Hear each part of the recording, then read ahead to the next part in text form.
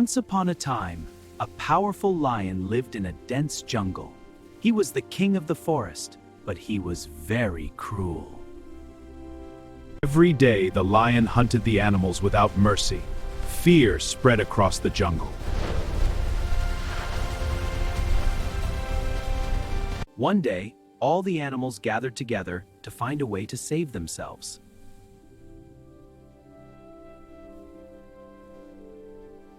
The lion agreed to eat only one animal each day, but warned them never to be late. One day, it was the rabbit's turn, but the rabbit was clever and had a plan.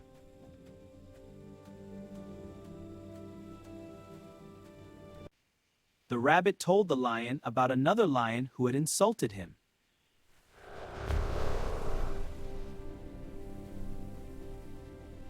Where is he? "Come with me, Your Majesty. I will show you."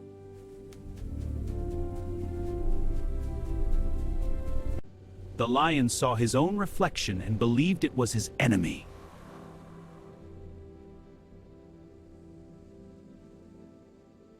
Blinded by anger, the lion jumped into the well.